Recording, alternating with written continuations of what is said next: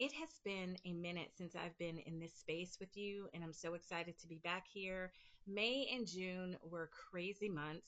My oldest daughter graduated from high school, so lots of celebrations and also just preparing to launch her into college has taken up a lot of my time. But I am so happy to be in this space with you guys, and I can't wait to share what I am looking forward to reading over the summer.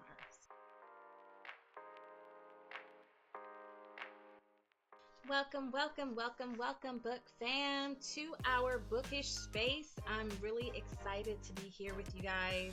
It's been a minute and you have been missed. So I am really excited. Let's see, we're going to dive into what I'm going to be reading over the summer. My TBR list. I'm not breaking it down into different months over the summer. I just decided to just do one for the summer. And it's organized more by genres as best I could and not by how I'm intending to read the books, like the order.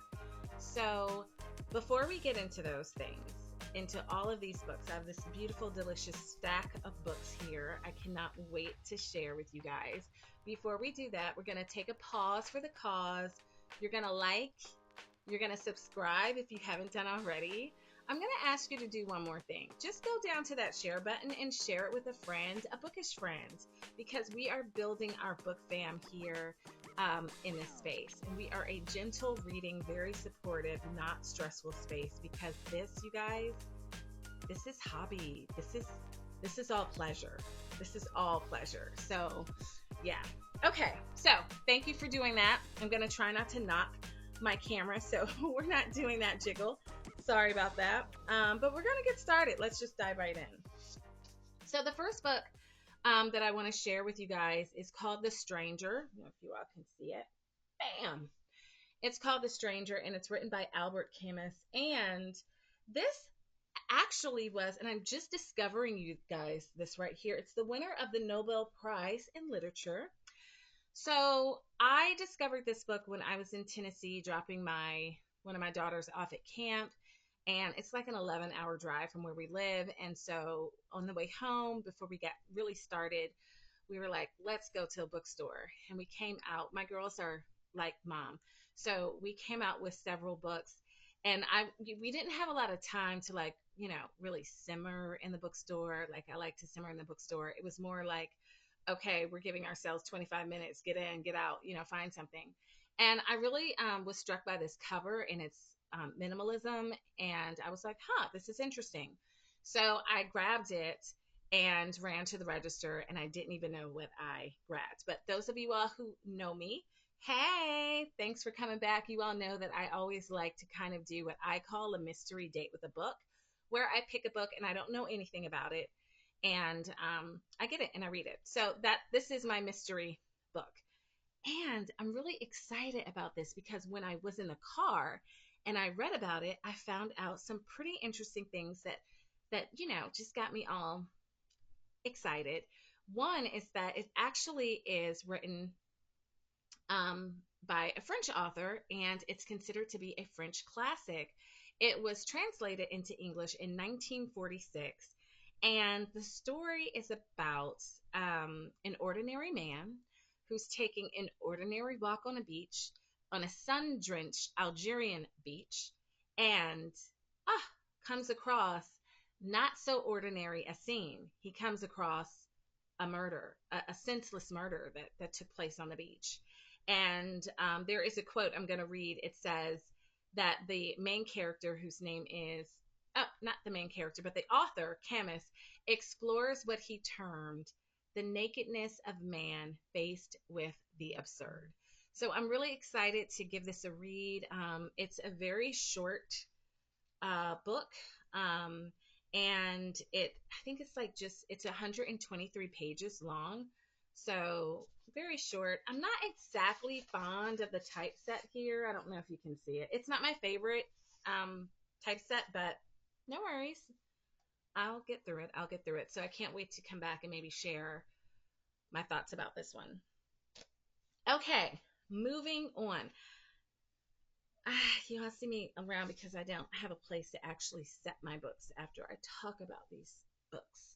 my beautiful books. So let me just try and, it's going to be a balancing act and you might hear them crash to the floor, but that's okay. So moving on, the next book is Circe. I believe that's how we're pronouncing that, by Madeline Miller. And this is a New York Times bestseller, but that is not why I bought it.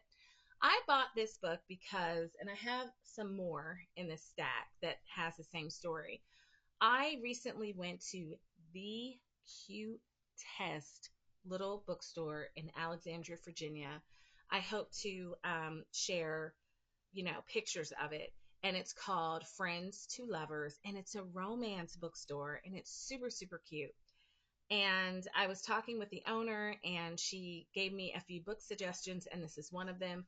Although she says it's not really in the romance genre, it's just a book that they love, so they sell it.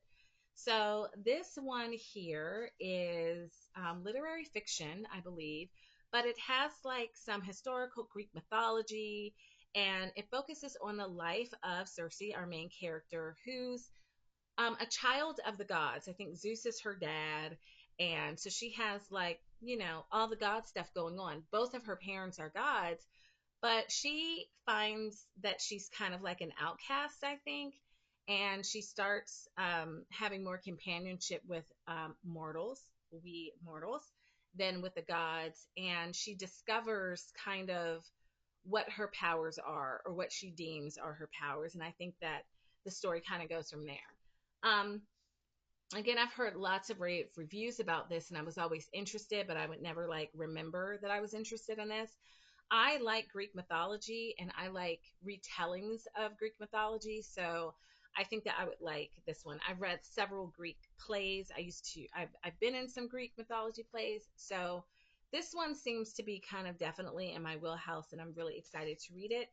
It is, let's see, it's 385 pages long. I do like the layout of this one though. It's my light fades when I put it up. And I also like the cover. I think it's beautiful. It's a beautiful book. And on the inside, I don't know what that is. Is that a map? It has a map. You can see. I like books that have maps, especially when they need to have a map, when it's a lot going on. I'm a visual learner, and so maps help me a lot. Um, and I just wanted to read one of the endorsements from that was given. It says, "What Madeline has created is the story of a woman overlooked and underestimated, who slowly and painfully unearths her gifts over the course of many lifetimes." Well, I didn't even realize it was over the course of many lifetimes. So that sounds cool. So this is one I'm definitely going to enjoy reading. Okay, next, this book, Tomorrow and Tomorrow and Tomorrow by Gabrielle Zevin, was actually given to me by my daughters for my birthday.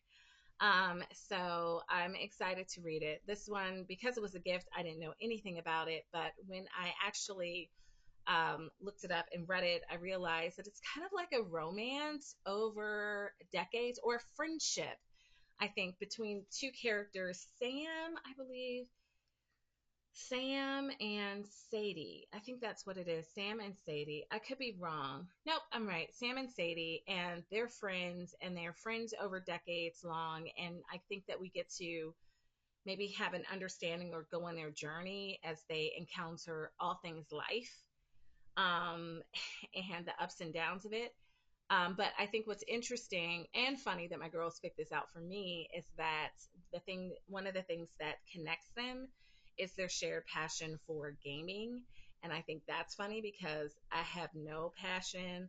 I have zero passion, zero knowledge for gaming. So this is also a way I think my girls trying to like, help me out, like bring me into their world a little bit, as they love video games and things of that nature. So I'm excited to read this book. I always love getting books as gifts, and I love to honor the gift givers by reading the book.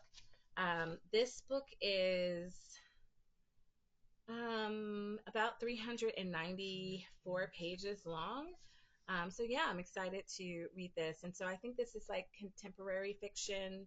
I would say I don't know if it is considered like sci-fi. I think it's just contemporary fiction, but I'm looking forward to it. Okay, the next book that I want to talk about is actually continuing on in, I believe, that romance category, kinda. It's actually, I don't have the physical copy with me. It's on its way, and it's on its way because literally today I was on the phone with a coworker, and she's told me that she was reading this book, and I was like, oh, that sounds interesting. So I ordered it. So it is on its way. But the book is called Mrs. Wiggins. I wrote down information here so I could share. And the author is Mary Monroe. And it is sits in between different genres. It sits in between historical fiction because it takes place in the Deep South in Alabama during the Depression era.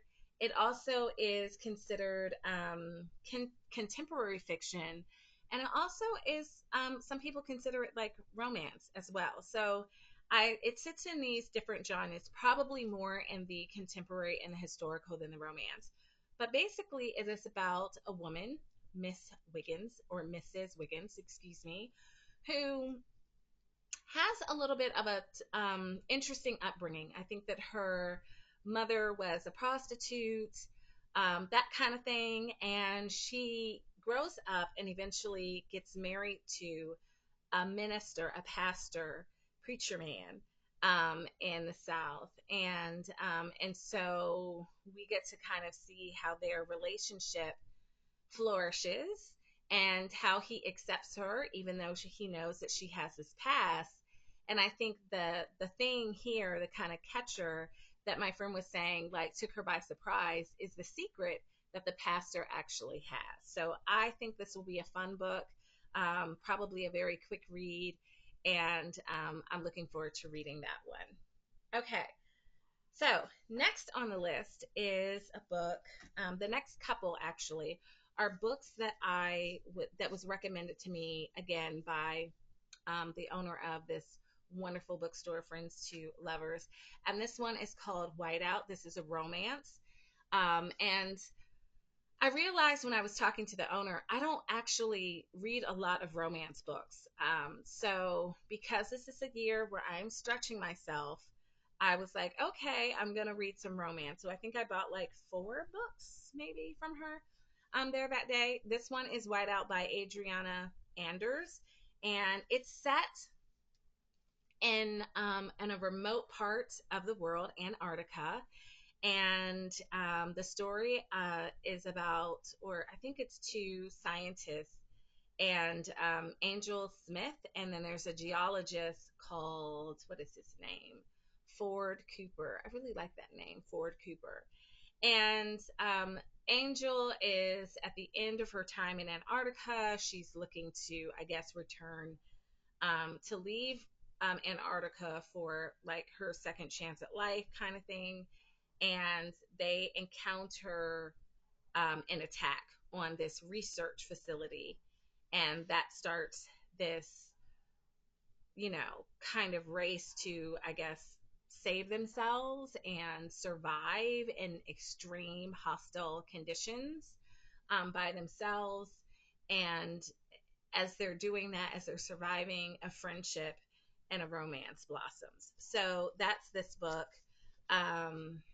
I haven't had a book, you guys, this size. Let me see if I can show you the size. Like, so little. Look at that. I haven't had a book this size in a long time. I will say that when she gave me this book, I was like, I mean, look, she was like, don't look at the cover if you're not a fan of the cover, which I'm not. She's like, don't look at the cover. She actually said it was a really good read.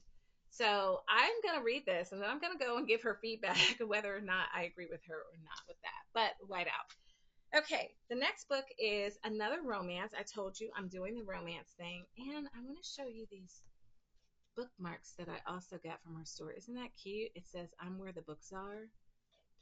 And the other one, I love bookmarks. Bookmarks make great stocking stuffers. Friends to Lovers. That's the name of her shop. Isn't that so cute? I love it. Okay. But to the book. Here we go. This book, Before I Let Go, is by Kennedy Ryan, and the story here is a little different. And I was like, huh, I like that. So this story is of a couple. What are their names? Yasmin and Hosea Wade. They were married, but I think at the start of this book, perhaps, or around the start of this book, maybe, they find that their marriage they couldn't save, right? And but it is their journey of co-parenting. They have a business together, and even though their marriage is not working in one way, they find themselves drawn to each other, and there are parts that work. So I'm really excited to read this book and to see if they're able to repair or come back together or find a new way that works better for them. So yeah, this is definitely romance genre, I think. And let's see, it has 375 pages to it, and it seems like as I'm flipping through that it's written from different perspectives. So probably his perspective, her perspective. That is what I am thinking. So I will. I'm going to let you guys know this was her other pick for me.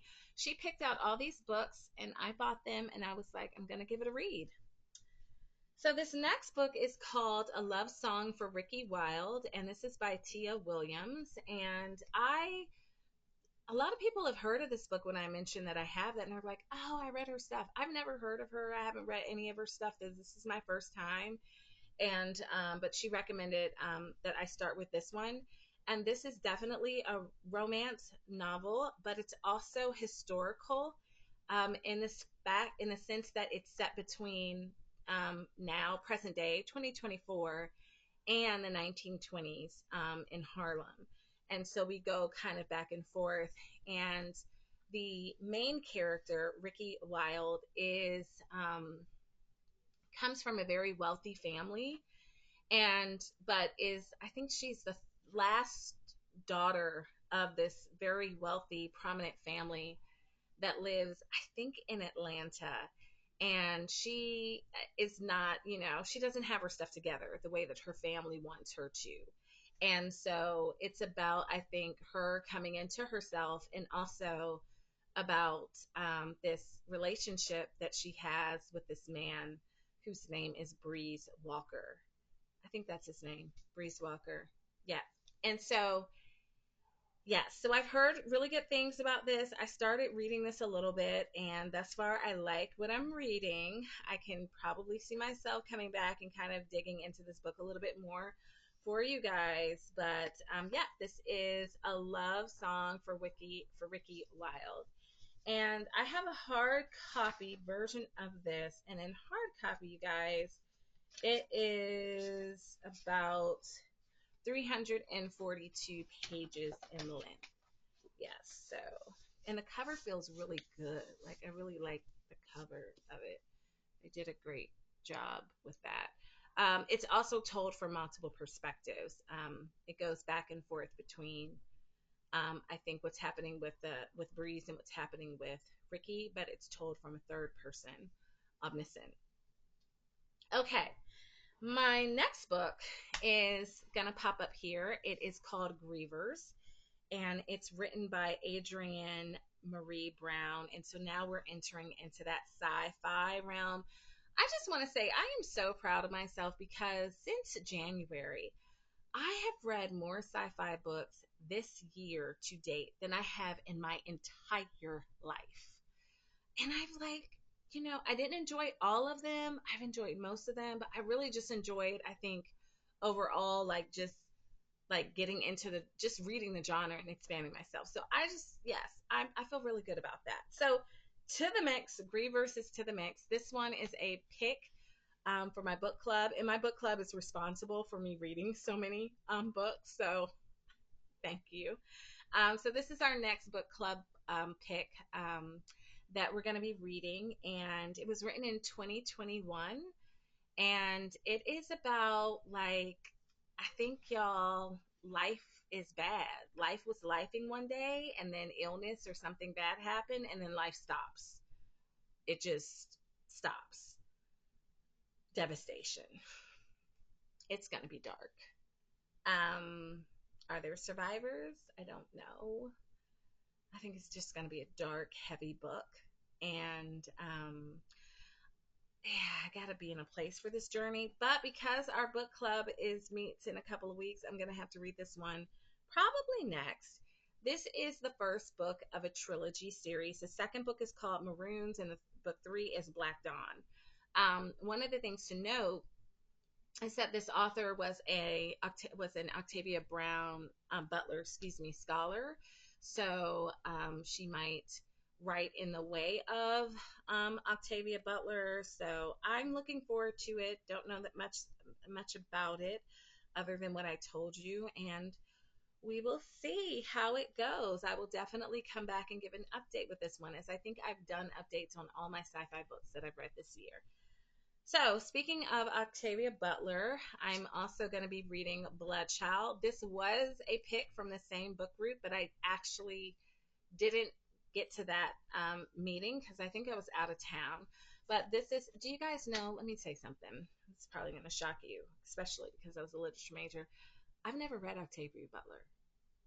I know her, respect her, all that. Never read her because I just was like, it's not my thing. It's not my thing. So I am reading Octavia Butler. I'm going to have three, maybe more than three sci-fi, but this is definitely one, Bloodchild, which is a collection of short stories that she has in here. And I think two, Bloodchild is one short story, and Speech Sounds is another. I think those are very popular ones that are in here. So I'm looking forward to doing it. And I like the fact that it's short stories because I feel like I can read a story and then set it down, and then I can pick it up and read another story and set it down. So I'm liking that aspect of it. And it's been a minute since I've read short stories, and I actually do like them. And it's an incredibly difficult genre to write. It's very different from writing long form or longer narratives. So I really do appreciate it. I think the last short story that I read was an Edgar Allan Poe a couple of months ago. Yeah, yeah. So I'm looking forward to Bloodchild. But wait, one Octavia Butler? No, no, no, no, no. Not one. Not one. Mm-mm. I am so tired of people talking to me about Parable of the Sower, and I cannot join in on conversation. At least 3 times a month, this book comes up organically in conversation. And it's conversations like a variety, a diversity of people bring up this book. So I was like, okay, it is time. It is time to read Parable of the Sower. You probably know more about Parable of the Sower than I do. I really don't know much about it except that as I look at the back, um, climate change has happened. Life, it's happening. Um, yep. And there's economic crisis. Yep. And it's just chaos. It's 2020s and it's chaos. Yeah, maybe that's why people are talking about this book, because they're feeling like, hey.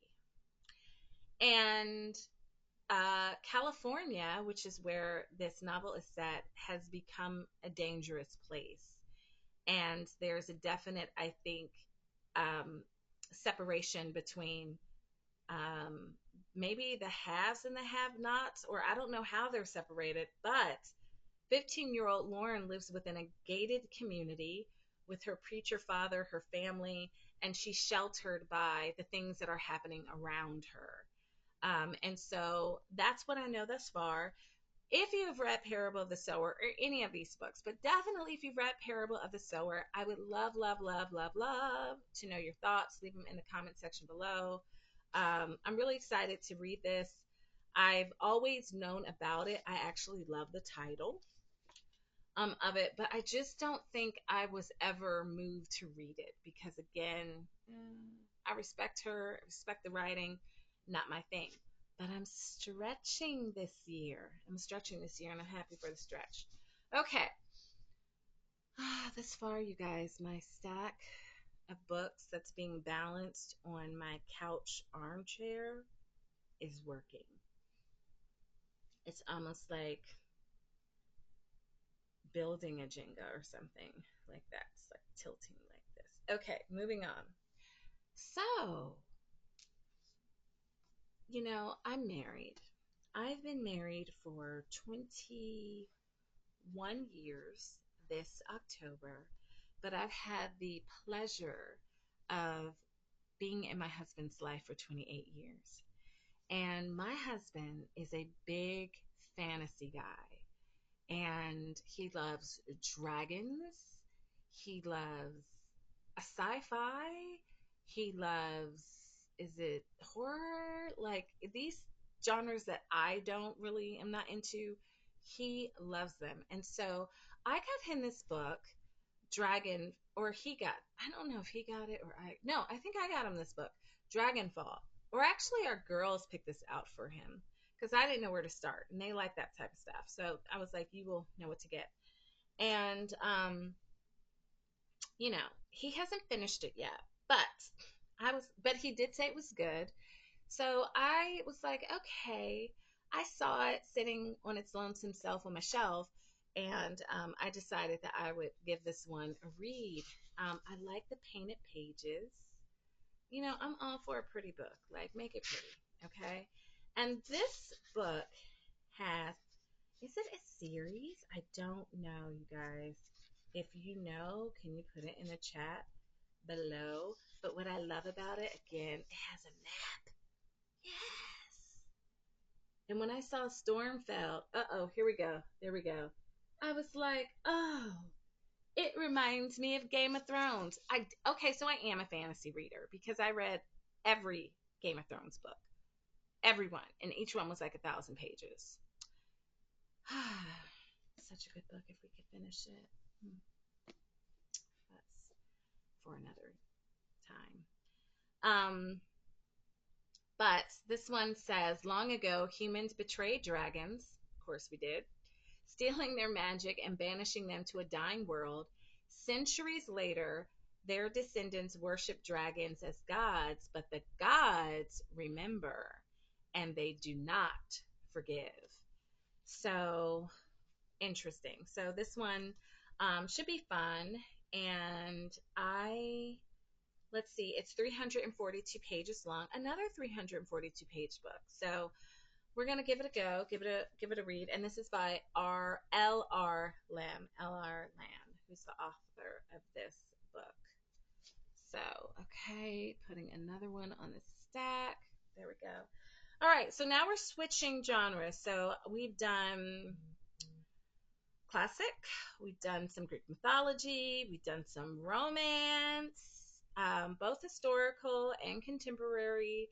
We have done sci-fi, short story, fantasy, and now we're moving into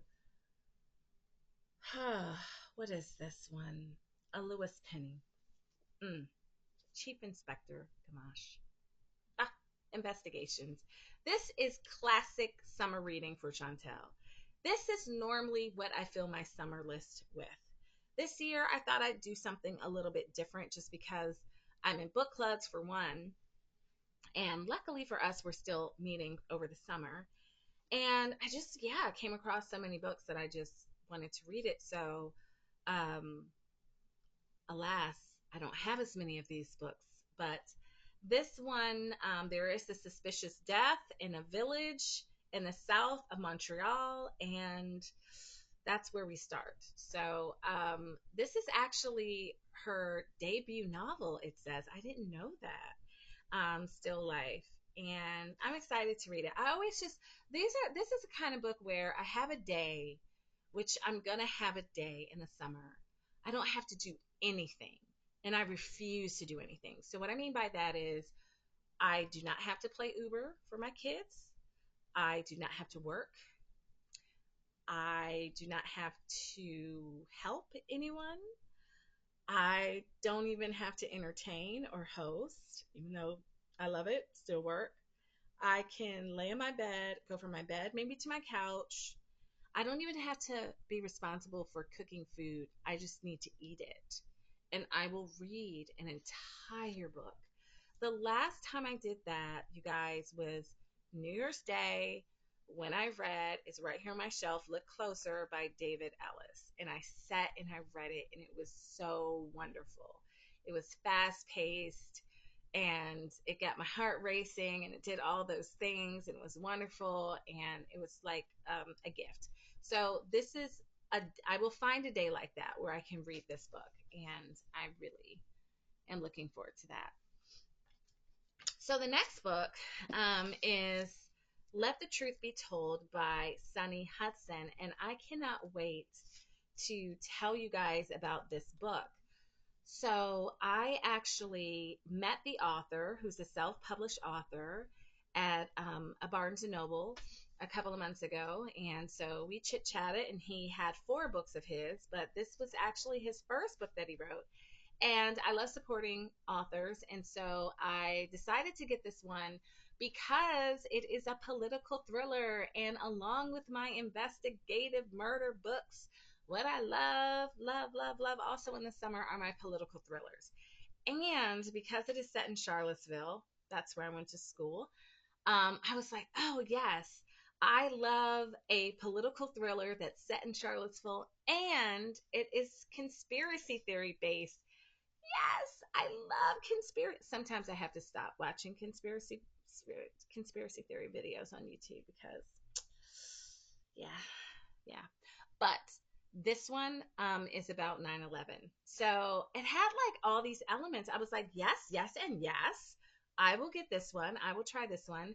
And I can't wait to dig into this one and to read it. So, yeah, I will come back and tell you how I like this book. But I'm really excited, and it was real fun to meet the author. And maybe the author will be on the show. Who knows? Might join us in our bookish space. I might get to talk to him. So that is that. Oh, that was a heavy book. Let's see. Okay, it's still balancing. We're almost we're at the last book, you guys. We're at the last book. So the last book is called How the Word is Passed. This author is Clint Smith, and it's a reckoning with the history of slavery across America. This is my nonfiction read for the summer. It's a New York Times bestseller book. I've heard a lot of praise about this book, and I'm really interested in reading it. It the Times had this quote to say. It says it's an insightful dissection of the relationship between memory, history, and America's ongoing reckoning with the past. And I think that that's the thing that kind of struck me the most was the distinct relationship between memory. What is our shared memory? Do we have one? Or do different groups have shared memory? So memory versus history, which should be more factual based, and memory is not factual based. And our ongoing work, desire, need to make a reckoning between our past and our present, our future. So this sounds really interesting. And I think the way that he kind of journeys into this work, as I understand it, is by going on a tour of monuments and landmarks in our country in a very honest and robust way. So I'm really looking forward to this. I think that, our history is something as an American, um, I never think that I can exhaust it. I love history, and I think I'm well versed in history, but it's not exhausted, right? And there's no exhaustive topic. So I'm really grateful to have a book that I can sit and read and just grow in my understanding. So this is my nonfiction, How the Word is Passed by Clint Smith. If you have read this book, let me know. If you want to read any of these books with me, if let me know, and we can be, reading buddies. I would love that. I would absolutely love that. So let me know that as well, for sure.